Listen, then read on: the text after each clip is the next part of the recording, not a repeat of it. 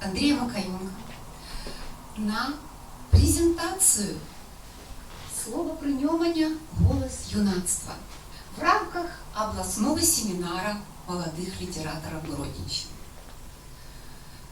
Сегодня нам удивительно повезло. Мы с вами соприкоснемся с будущим нашей литературы, нашего Гродно-приймання.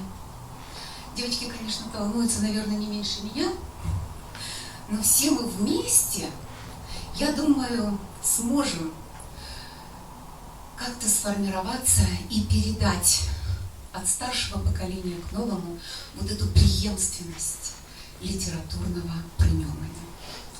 В каждой почти организации есть слово «союз». Так вот, сегодня у нас с вами союз молодых литераторов.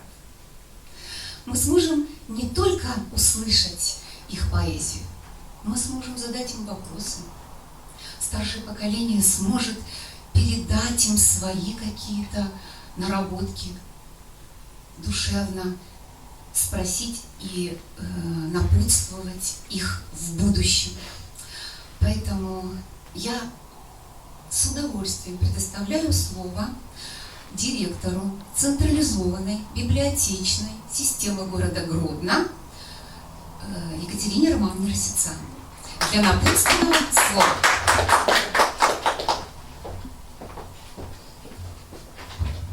Привітання усім. Привітання Людмила Антоновна, Дмитрий Миколаевич, удзельники областного семинара молодых литераторов, а так само гости нашей библиотеки. Я лічу, що менавіта бібліотека – тое место і самае цудоўнае место для сустрэчы пісьменнікаў і чытачоў. Гэта пляцоўка, дзе можна непасрэдна общаться і убачыцца і пагутарыць, так, вось. І гэта лепшае месца, дзе павінны сустракацца пісьменнікі і чытачы. Бо пісьменнікі пішуць для таго, каб іх чыталі, а чытачы прыходзяць у бібліятэку за кнігамі, кніга гэта сусвет за сваімі ўраджаннямі і за ўсім. Маладым літаратарам я жадаю толькі поспехаў, шчасця ў жыцці і, мне здаецца, гэта на самой справе. Ёсць людзі, пацалаваныя, напэўна, Богам, якія ўмеюць сачыняць. Як кажуць, людзей нельга дзяліць, але людзі дзеляцца на тых, хто можа рыфмаваць, і тыя, хто зусім не можа гэтага рабіць. Я зусім не магу гэтага рабіць, поэтому вам по-добраму зайздрошчу. І таксама тыя, хто могуць не толькі рыфмаваць і пісаць, і гэта дар бачыць сусвет па-іншаму і умець данесці да чытача свой погляд на сусвет, на прыроду, на людзей, на адносіны. Жадаю вам сёння цудоўных ураджанняў, менавіта тым, хто прыйшлі паслухаць маладых літаратараў. Жадаю, каб вы іх падтрымалі. Вам нічога не баяцца ў жыцці і ісці сваёй дарогай з упэўненасцю. Всего самого наилепшего.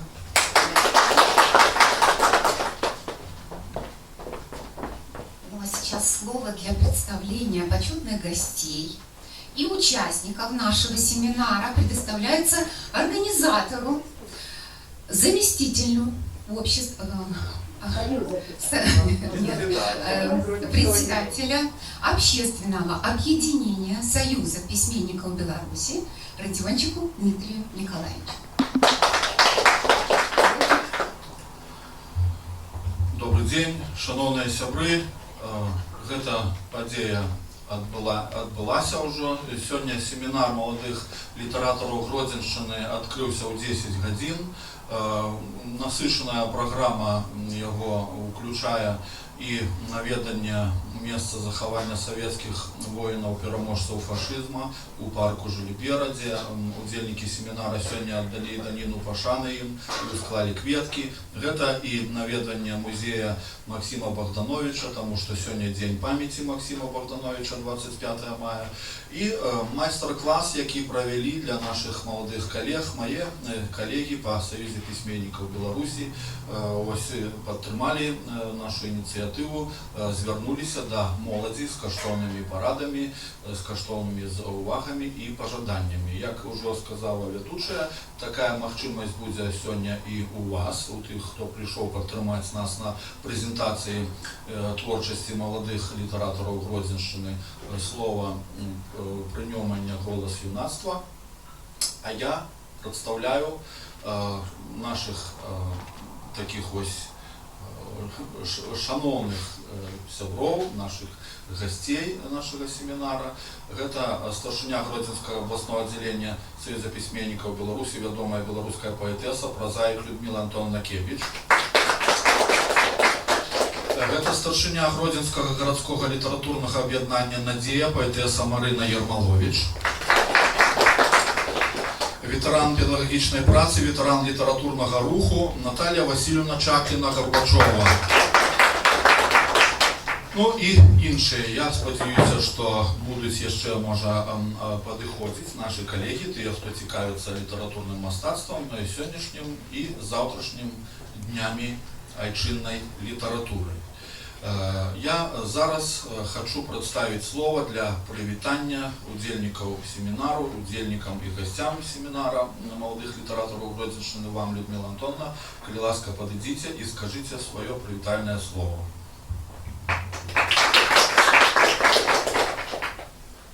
Добрый день, уважаемые сябры, всех, кто тут присутничает в этой зале. Мы сегодня наговорили уже нашим молодым творцам шмат парадаў, тому что адбыўся майстар-класс, в якім удзельнічалі і Браніслав Ярмашкевич, і Виктория Смолка, і Ірина Фомянкова, и я так само сказала свое слово. Я хочу сказать вот что эта весна выдалась просто шиковной для нашего областного отделения Союза письменников Беларуси, потому что у нас несколько мероприятий отбылось впервые. 17 мая у моста мы провели первый республиканский фестиваль поэзии, где присутствовали все представники всех областей нашей республики. Гомель, Могилев онлайн, остальные были у нас в гостях. Мы в мостах, мосты Сугучности он назывался. Мы с переездом у Гудзевичи, и вы ведаете, что в Гудзевичах в Агрогородку находится первый, покуль еще один у нашей Беларуси литературно-краезнавчий музей. И там так само отбылись встречи, экскурсии, і як і в мостах. Адбыўся таксама круглый стол, падчас якого творцы з усіх областей говорили про поэзию, про проблемы в поэзии, про то, что чакаць ад поэзии и нават ці можа зникнуць поэзия. Вось такие у нас были размовы. И пройшоў гэты фестиваль на высокім узроўні. Вы сёння ў Ліне можете прочитать в литературе и мастацтве, на целый разворот про яго написали. І гэты фестываль будзе мець прадаўжэнне, была закладзена традыцыя. Сёння таксама не менш важная падзея, потому что мы открываем первый областный семинар молодых литераторов Гродзеншчыны. Мы давно про яго марылі, мы паасобку з кожным з гэтых творцаў, да і іншых шмат у нас, знакомы, и с их творчеством знакомы, а мы хотели собрать их разом, собрать вот так в нашем союзе, показать, рассказать и познакомить их поміж собою. Потому что слово «союз» правда вельми важно в житті кожного человека, а в нашем житті это просто необходная такая околичность, в якой мы існуем. И сказать им все самое доброе, что мы маем за душою, со своего опыта передать. Ну и я, безумовно, жадаю всем натхнения на сегодняшнее выступление, и как вы сегодня подали себе с самого лепшего боку, прочитали свои самые любимые те творы, какие вы написали. И кожного з вас уже при тым, як вы будете выходзіць, будзе прадстаўляць Дмітрий Миколаевич. Здароўя вам, да, поспехаў і не пакідайце гэтай варты, хаця час вельмі цяжкі, але як напісаў яшчэ Тодар Кляшторны, ці трэба ў гэты час у такі цяжкі паэту, лірніку на ліры сваёй пілікаць. Ці можа гэта в такі час не трэба наогул займацца паэзіяй. І ўсё ж такі адказаў, што не, свет не створан без паэтаў, як і не створан без прыгодаў. Таму паэт – гэта заўсёды само па сабе з'ява прыгодніцкая. Таму давайце, тварыце, але не вытварайце.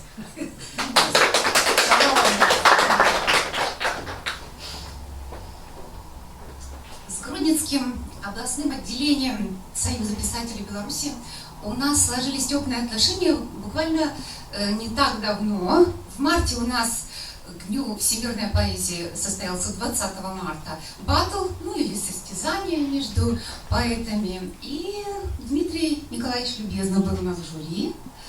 И я думаю, что вот эти вот соревнования, они должны продолжаться каждый год. Мы будем рады видеть, потому что правильно сказала Катерина Романовна, что библиотека без книги. Но и поэту же нужна публика. Поэтому будем друг другом, наверное, не один год еще встречаться на таких вот, может быть, какие-нибудь мы придумаем еще другие какие-то мероприятия, но я надеюсь, что это будет длительное сотрудничество. Так само будем говорить про закладку традиций. Да, спасибо. Спасибо. Шановні сябры, я маю гонар прадставіць усіх спачатку разам усіх удзельнікаў нашага семінару. Я спадзяюся на вашу падтрымку, на вельмі добрую, цёплую сяброўскую атмасферу. Вельмі вітаюцца гучныя апладысменты. Я прадстаўляю паэт, празаік, драматург Андрей Дорожкин, город Гродно. Поэтесса Ольга Ализар, город Гродно.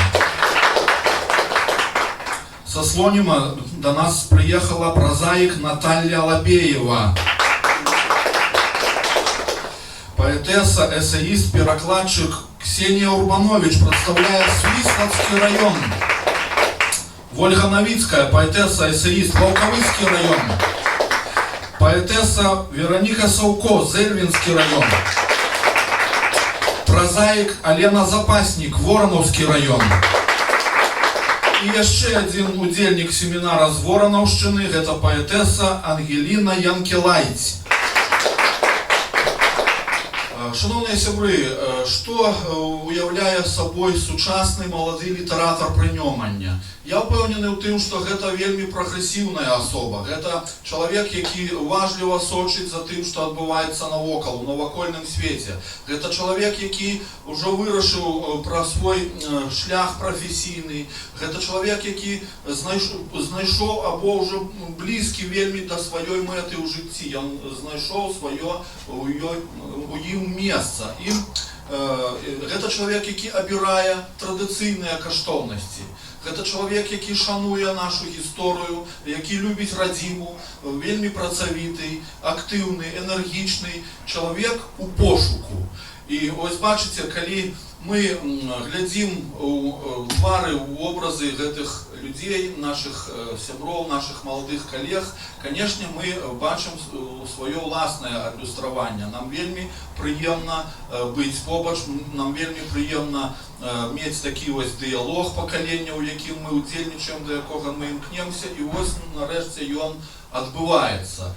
Я спадзяюся, што карысць, якую мы атрымаем ад сённяшняга мерапрыемства, ад знаёмства з творчасцю маладых літаратараў з розных куткоў Гродзенскай вобласці, будзе узаемнай.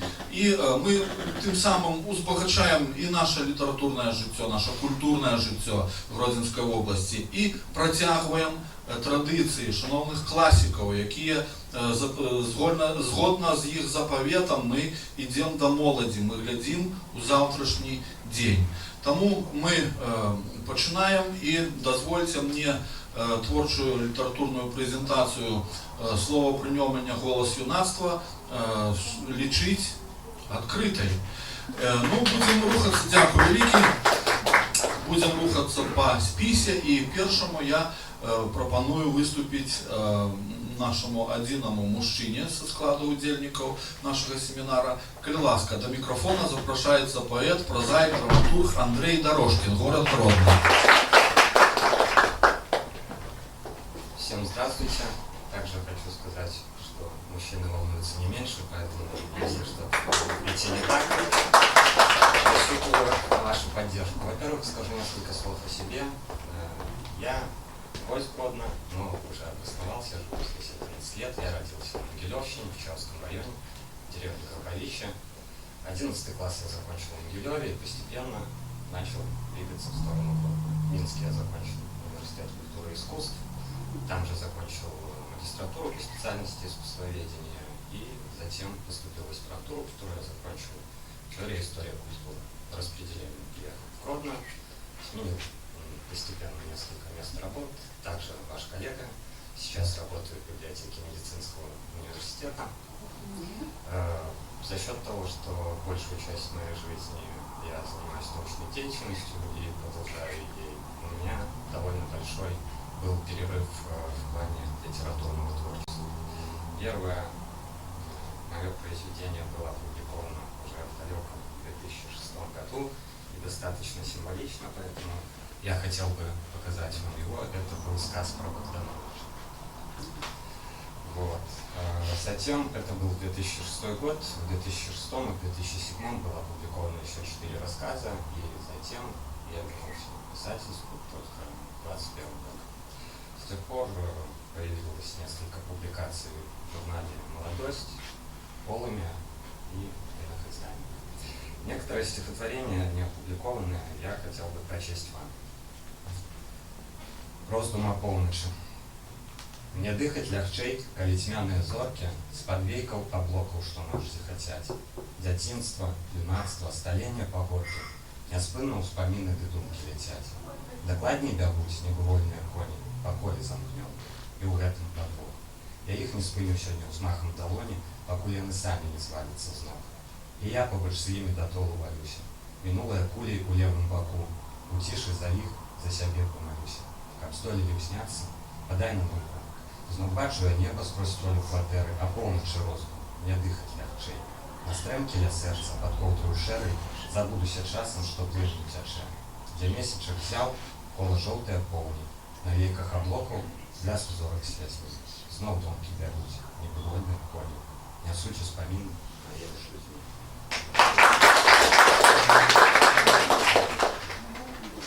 Я пишу на русском и на белорусском языках, есть проза, но сегодня продолжу стихотворение на русском языке, нам прежде называется. Не могу разобраться, в чем дело. Жизнь идет, так мне сердце велело. Только стонут душа, мысли, тело, их сминают ошибки, как пресс. А в мечтах плыли светлые дали, не нашли, хоть и долго искали.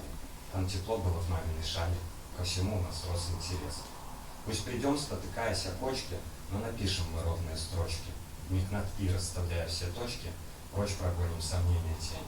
Вскоре без объяснений и то есть мы продолжим забытую повесть. На поруки, взяв чистую совесть, встретим прежний новый день.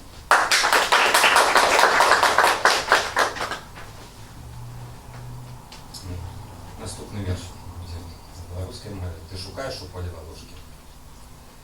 Ты шукаешь у поля волошки, каб заплесці ў свае волосы. Мне шимкнення, кахання і краси дориш так осторожно, потрошки. Ты летаешь до солнца, до неба, до далеких таемных лясов, что спрадвеку молчать, с тых часов, як ускорить их сникла потреба. Ты сбегаешь в гости до гаю, слухать песни крыничной воды, там нема ни турбот, ни жуды, нават более я спев забирая. Верни у поля и знов тебе стежка, то стишь винен облоки лежить, тушкой сердце мое задрыжить, промелькне яркой снежкой усмешка. Вода щастя і житнього хліба навколо нас розальють колоси. Наші змовкнуть у їх голоси, коли у сповідях зникне потреба. И еще одно стихотворение, в котором я передам слово следующему выступающему. Ни тогда, ни сейчас. Вы по строкам моим не судите меня. В самых темных не я, в самых светлых не я. С потерь и неявных побед на перроне останусь, сжимая билет. Вот бы вспомнить прохожих и лучших друзей, волнах рек из машин. В океане огней я кругом осмотрюсь, как случалось не раз, то закрыв левый глаз, то закрыв правый глаз. Не забыл, ни тогда, ни сейчас ваши лица цветы, в поле встреч, в бросах фраз. Не увянут они в глазах теплых домов, на столах деревень и больших городов. Письма всем напишу, и не друг, и не враг, хоть на голом полу, хоть на мягких коврах. Капли букв в дикой пляске и в нервной тоске, серебром моих лет заблестят в виске. Я хотел поблагодарить Дмитрия Николаевича, как одного из ведущих организаторов этого семинара, за большую работу, за то, что не сдался, даты переносились, было много работы попутной. И также поблагодарить Гродненское отделение Союза писателей Беларуси, всех, кто нас принимает, коллег, которые собрались. Всем желаю удачи и спасибо за внимание. Гродненский поэт, драматург, прозаик Андрей Дорожкин. Давайте еще раз. Эстафету принимает Ольга Ализар, поэтесса, город Гродно.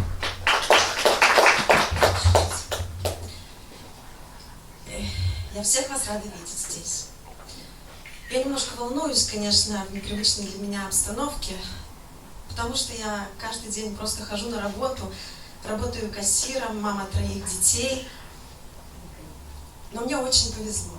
Я пишу стихи и буду рада с вами ими сегодня поделиться. Про себя, что могу про себя еще добавить? Родилась я в небольшой деревне Брестской области. Окончила Новогрудский торгово-экономический колледж. Стихи начала писать еще в школе. Участвовала в школьных вечерах, в конкурсах. Но так случилось, что когда я была студенткой и имела смелость отнести свои стихи в редакцию газеты, то мне не повезло, мне отказали, сказали, что слишком сухо. И тогда я запретила себе писать. Но жизнь — удивительная штука. Прошло время, и я снова вернулась к перу. Вот я оказалась перед вами. Что еще добавить? И рада, что на сегодняшний день мне есть чем похвалиться. В 22 году вышел мой первый сборник стихов под названием «По тебе, моя милая Родина». Сборник я посвятила родной деревне, и это не случайно, потому что мы всегда возвращаемся в детство, где было тепло и уютно, где рядом были родители, и откуда мы берем силы для жизни. Также я являюсь членом Международного союза русскоязычных писателей, участвую в конкурсах, и есть победы, есть и поражения, всякое бывает. Ну вот. А теперь стихи. Первое стихотворение, оно из сборника, посвящено малой родине. Ты снишься опять мне, любимая Родина, как будто я сверху смотрю на тебя, а ты улыбаешься спелой смородиной и в гости к себе приглашаешь меня. Как будто душа моя скатертью стелется по милым просторам, лугам и полям. О, если б ты знала, как хочется встретиться с тобой хоть на миг, дорогая моя, зайти на тебя, когда солнце поднимется, обнять тебя сердцем, припав до земли. Пусть травы твои надо мною колышутся и кожи касаются капли росы. Пройтись по дорогам когда-то исхоженным, свернуть на ту улицу, где я жила, здороваясь в голос со всеми прохожими, приветствуя в шепот дворы и дома. Как много всего ты, приснившись, встревожила, бескрайней любви всколыхнула родник. Даст Бог, еще свидимся, милая Родина, ты встретишь меня, расцелая рушник. А зараз я хочу перейти на белорусскую мову, бо менавіта на ёй будуть гучаць наступныя вершы. Першы з іх прысвечаны Максиму Богдановичу, і гэта вельмі сімвалічна. Назаўсёды для нас ты, як той васілёк, што расце чысцінёй над зямлёй Беларусі, не патушаны з часам жывы вугалёк, што ляжыць цеплынёю на белым абрусе. Вспоминаю сустрэчу з табою першыню. На старонках падручнікаў школьнай праграмы, як дзявочы мой голас ляцеў у вышыню, калі вершы твае я чытала для мамы, як дзявочы мой позірк запальваў любоў да прыгожага нашага роднага краю, як душа ганарылася лепшаю змоў у радках, у пачуццях і ў кропельках жалю. Не адыдзе ў цемру твой сонечны свет, з малых літар імя тваё час не напіша. Будзе доўга ўздыхаць яшчэ кожны паэт панад пухам тых самых Максімавых вішняў.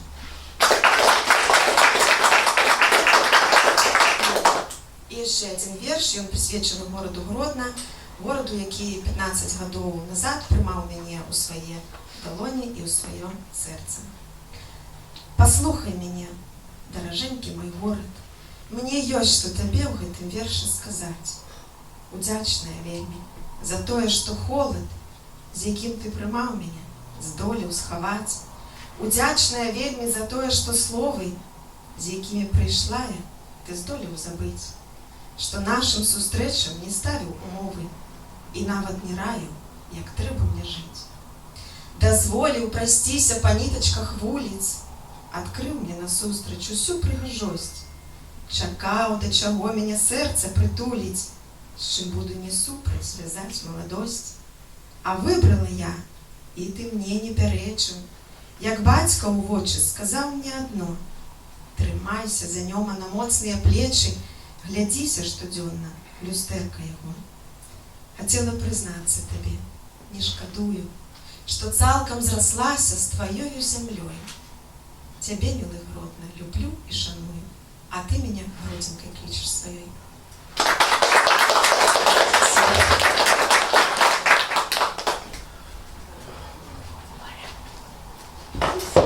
Поэтесса Ольга Ализар, город Гродно.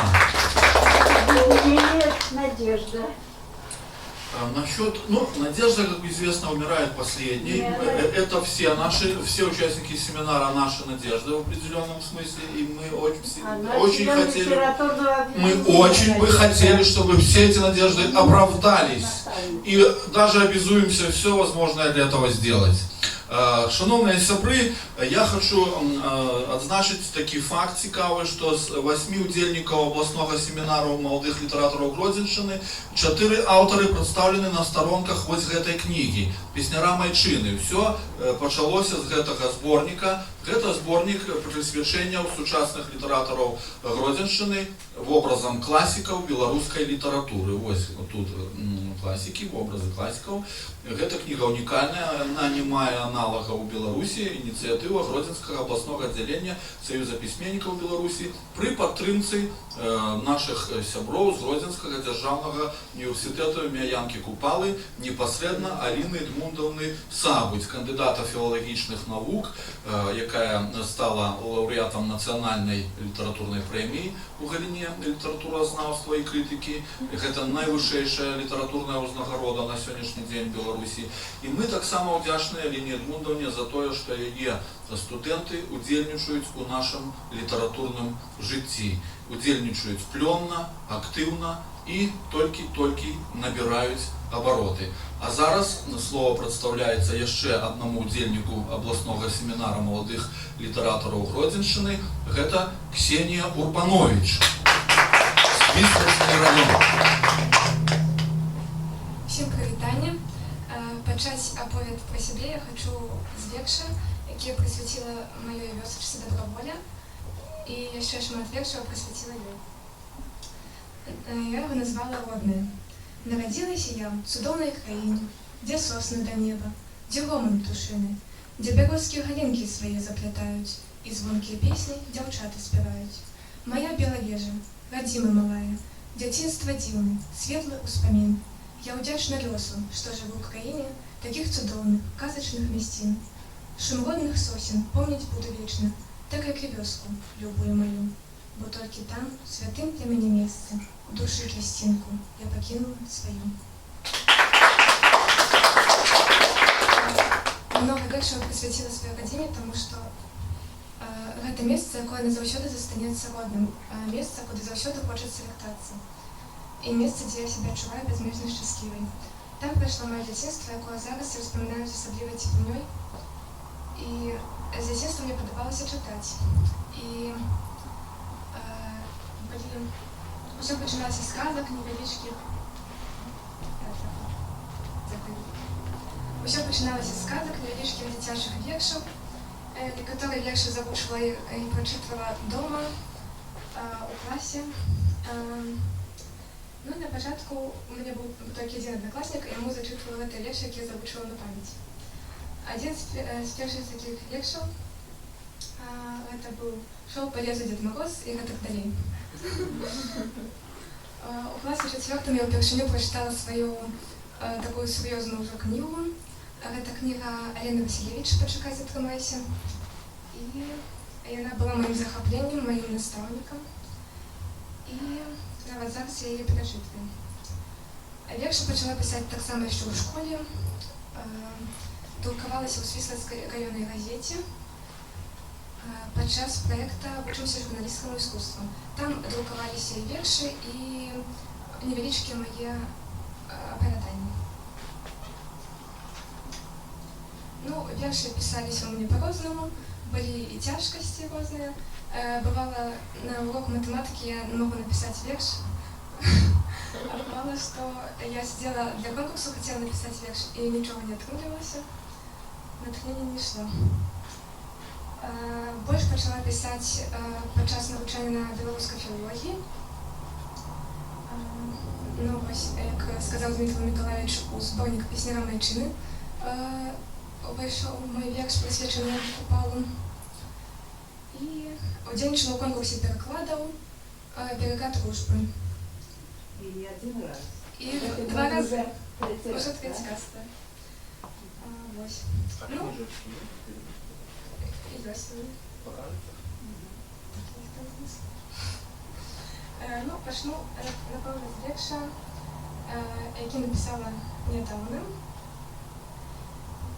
Не спіцца, шумны вецер гоніць, маіх бясконцых думак рой. А я лічу, не паспяваю, за хуткім бегам бледных зор. Не спіцца, ветру гул марозны, ляціць, здымаецца, шуміць, і толькі сэрца, што спявае, яго ніяк не ўгаманіць.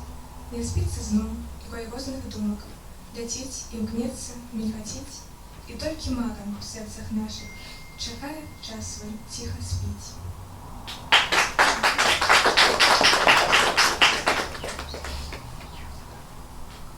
Наступны верш хачу прачытаць, які я прысвяціла святым мясцінам.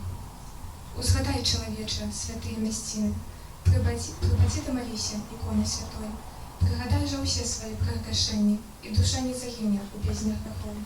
Падыдзі да вытоку святой крыніцы, атрымай асалоду святыні яе. Чуеш, звоняць паблізу званіцы, твой анёл пазірае з нябёс на цябе. Зазірні і ў храм, не так часта бываеш, усе нейкія справы знаходзіш сабе. Пройдзе год не адзін, а крыніца чакае, пакуль прыйдзеш з малітвай ты да яе.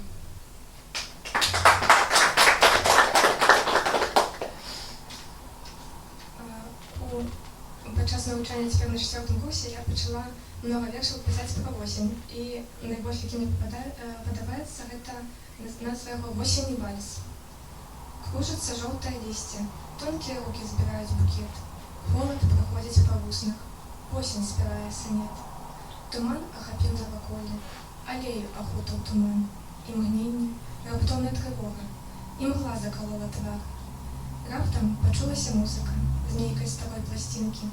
Гэта яны пастараліся, птушкі зямлі, музыкі.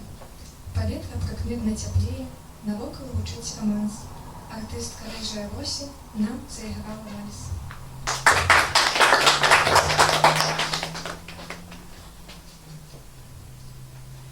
Таксама важны чалавек, якому прысвяціла верш, гэта моя мама. Жыццё маё было б няпростым, но як бы я тады жыла, каб не было са мной мамы, яе пяшчоты і цяпла, яе цудоўныя усмешкі і лёгкіх крокаў за акном, калі вячэрняю пакою хутчэй спяшаецца дамоў. Я кожны раз яе сустрэну, гарачым чаем напаю. Ты адпачні, моя матуля, тваю я стулу праганю. Мы сядем за столом на кухні, коли затихне шумний дом. І помовчимо в одиноті, і в так мовчки відпочнемо. А видать будні і турботи, спокійно буде нам двоїм. Согреє нас з тобою усмішка на твари стомленим твоїм. Вспомню, як мала, я часом не хотела спать, и зёмной ночкою просила мне тихо песню поспевать. Глядели зорочки у окна, спешали хмары у вышину, и я спокойно засынала под песню чулую твою. Той вечер тихий и далекий, и милоручный голос твой, наисчастливейшая хвилина, что мне подарена тобой.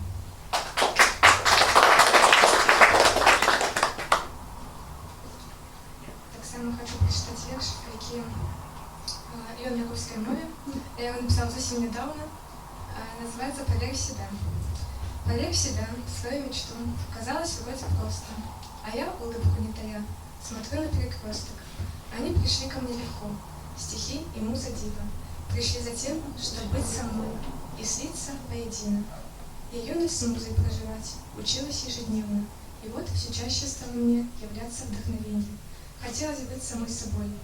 Да, быть, а не казаться. Ловить мгновенья, дорожить, свободой наслаждаться. На этом хочу скончить.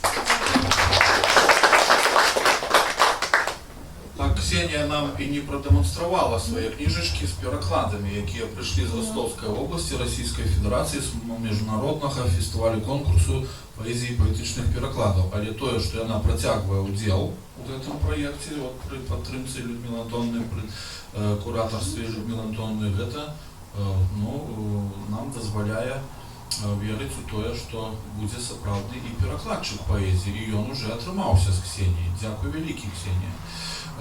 Я хочу, ці ви не супроть, може дати слово прозаїкам. У нас є два прозаїки. Ось це представник Слоніма і представник Вороновського району. Я хочу запросити Елену. Елена Запасник, Вороновский район. Лена пишет еще и поэзию, но над поэзией, по моей просьбе, мы еще поработаем. А сейчас она представит свои книжечки и расскажет о себе и своем прозаическом творчестве. Елена Запасник, Вороновский район.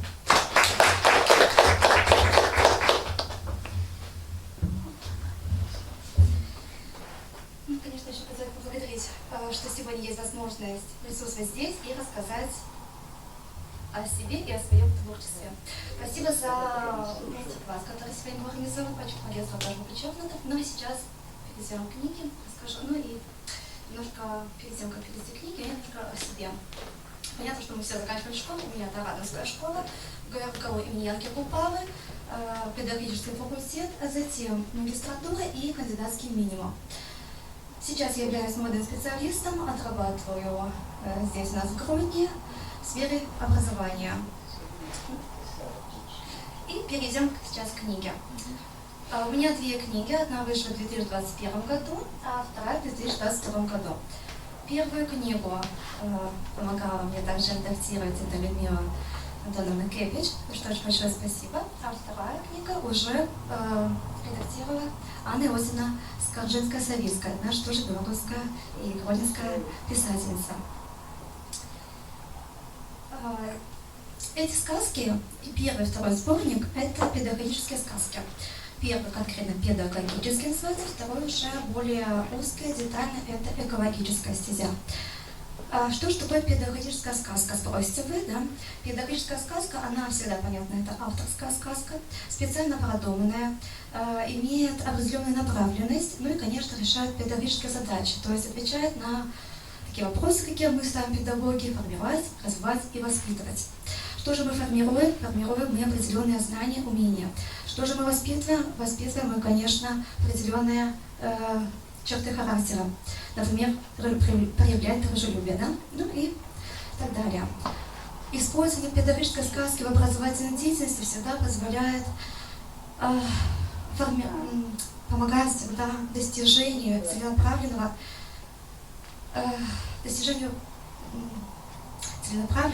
да, и продуманного, да, чтобы мы могли бы, педагоги, могли бы достигнуть результаты в образовательной и развивающей деятельности. И понятно, что используемые сказки как в образовательной, именно в нерегламентированной и нерегламентированной.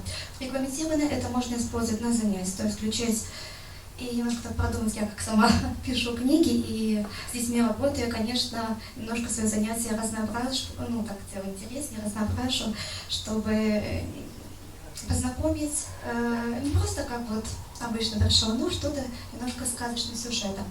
И в нерегламентированное действие, то есть поза занятия, просто читая, просто беседуя по сказке. Ну, сейчас мы переходим уже к книге.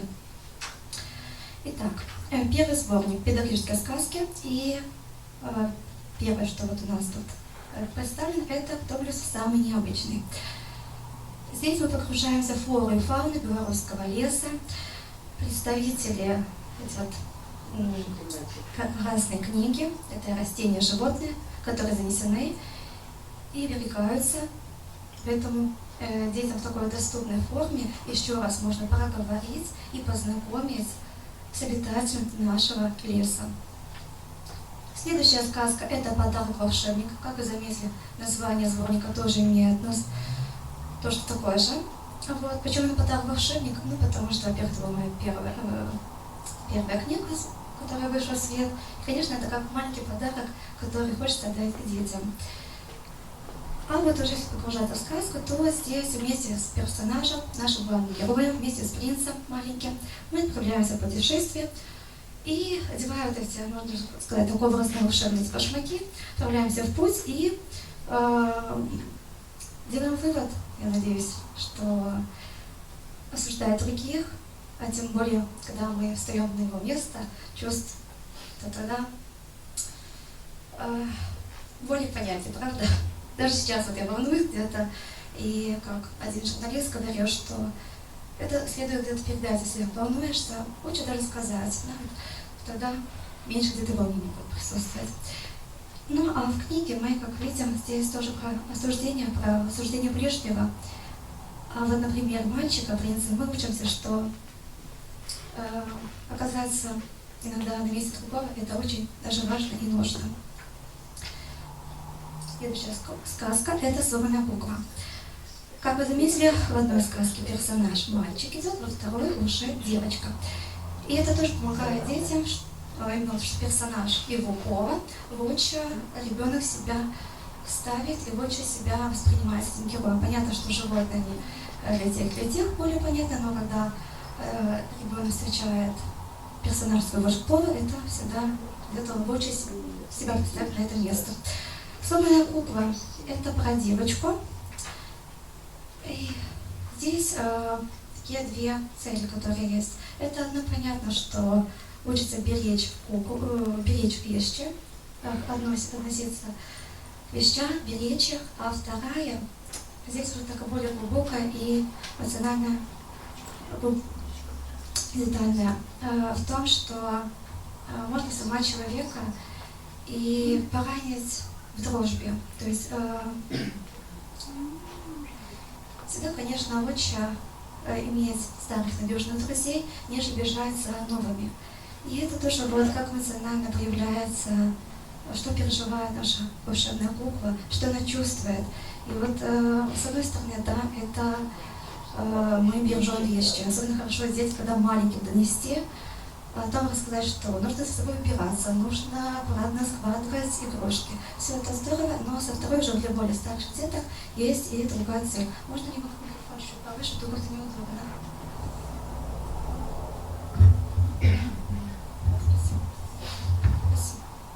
Спасибо. Так слышно? Да, слышно. Вот. Так. Потом «Медвежонок Миша и его запасы на зиму». Кстати, эта сказка была написана еще мной в школьные годы, в 4 классе, и когда я на презентации в Лондоне сказала, что это когда-то было еще в моих записях впервые, и находилась она буквально пол-листа. Совсем маленькая, пол-листа, ну еще где-то здесь может какая-то строчка предложения. Видите, очень удивились, потому что, как вы видите, из того маленького прозаическое произведение получилось вот такое вот, огромное. Дальше идем «Печальный ангел». Эта сказка, кстати, она я зачитаю. Участвовал в 7-й международной научно-практической конференции, посвященной году памяти и славы и 500-летию возведения Тульского Кремля молодежи духовное наследие эпохи культуры, артефакты и ценности, отмеченный сертификатом за активное участие в конференции, а также занял 2-е место в конкурсе студенческих научно-творческих работ эпоха в номинации «Проза». Именно вот эта сказка была отмечена и вошла в тот сборник. Чем поучительна эта сказка? О том, что проявлять доброту и проявлять помощь — это всегда очень важно и актуально. И не важно, большая эта помощь и маленькая. Главное, что в нашем сердце есть желание помочь другому. Следующая сказка — это «Сокол и колибри».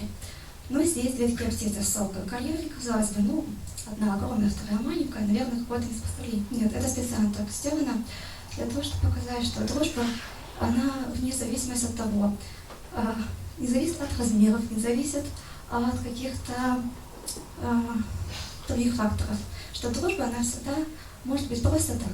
Ну и здесь еще эта сказка, как уже сказано, о дружбе, о верности, о преданности, ну и даже про осуждение тоже, и про то, что не всегда нужно смеяться над теми, кто кажется слабее. Ну и сказка еще не просто она, вот сказка написана, художественная. Здесь параллельно читая, мы еще такие узнаем интересные факты про птичку. Например, что она летает задом наперед, что у нее длинный нос и так далее. То есть ненавязчивой форме мы детям даем какие-то определенные представления о этом мире. Следующая сказка, очень веселая сказка, фруктовая сказка или сказка о банане и его дне рождения. Жили-были в теплых краях банан-папа, банан-мама, банан-сын. Однажды, когда родители ушли на работу, банан-сын отправился на прогулку. Уж больно ему не сиделось дома в такую ясную теплую погоду. Он весело зашагал по дорожке, напевая песенку. И встречает на своем пути он и дядюшку ананаса, и дедушку грейпфрута, также 2 подружек, апельсинку-мандаринку, ну, конечно, тетя Ваня. Следующая сказка — это «Спички детям не игрушки». Завершающая сказка в этом сборнике, сказка, которая еще раз напоминает о том, что мы должны помнить о правилах безопасного поведения в быту.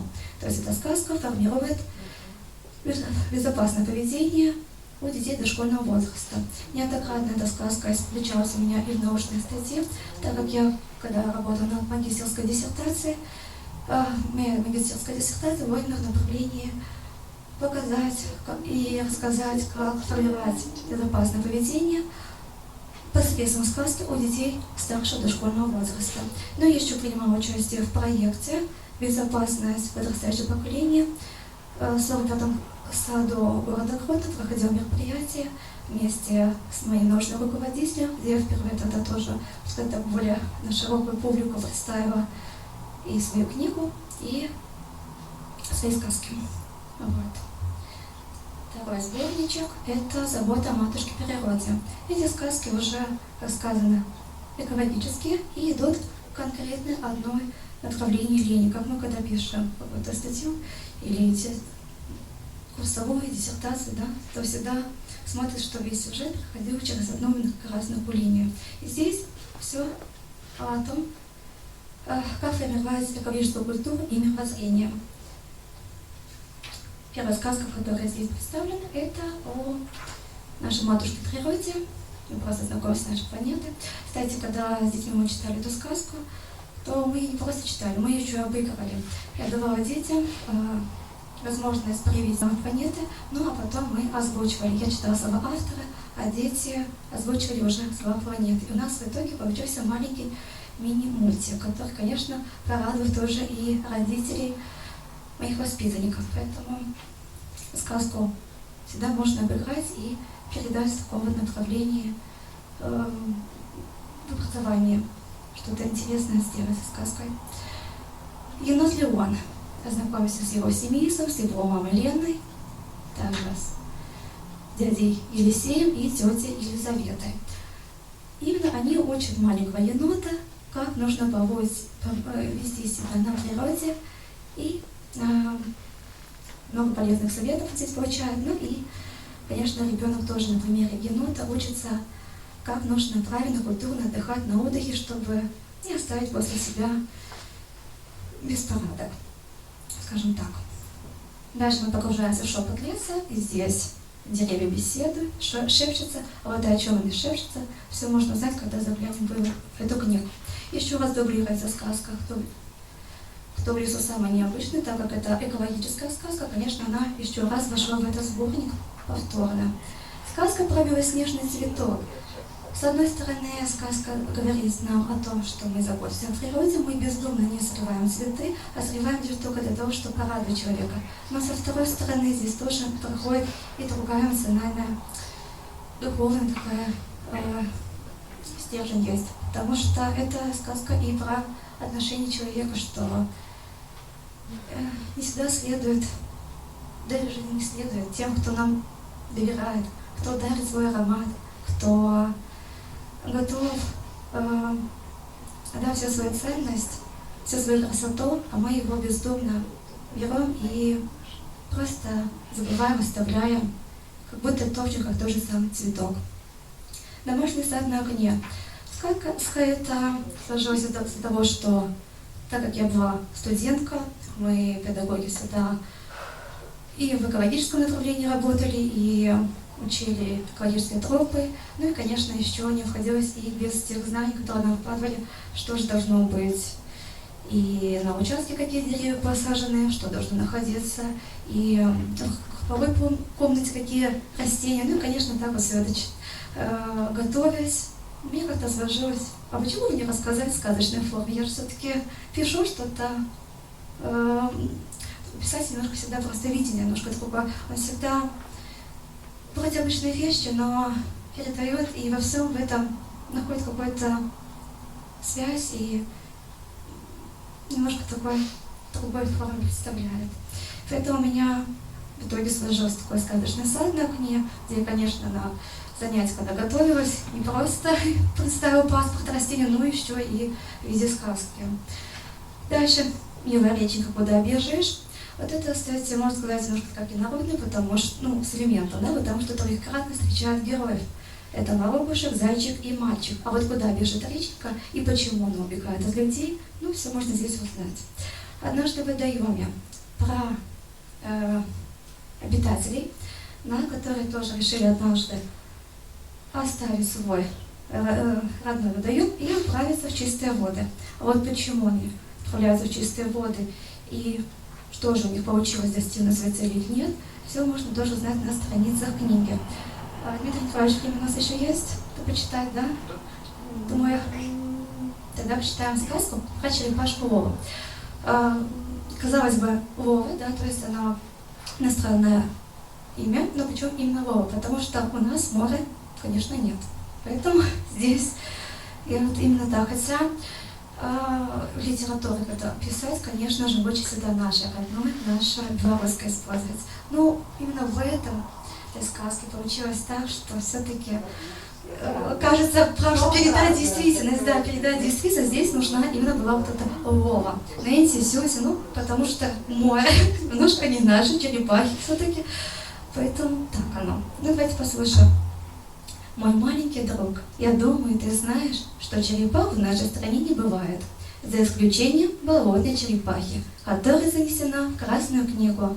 А я хочу рассказать тебе о черепахах, которые живут в морях и океанах. Ты видел их из телепередач о природе. Черепаха Вова жила в уютном домике на морском дне. В соседних домах под горохами жили другие черепашки. Вова любила с ними играть в пятнашки. Это было так здорово. Однажды Вова решил отправиться в путешествие по морскому дню. На пути ей встречались морские небоскребы и мегаполисы, которые зовут коралловыми рифами. Их вид впечатлял маленькую черепашку. Не меньше радовали морские водоросли, которые, словно дремучие леса, привлекали Вову тишиной и спокойствием. Вова была счастлива, что удалось столько всего увидеть на морском дне.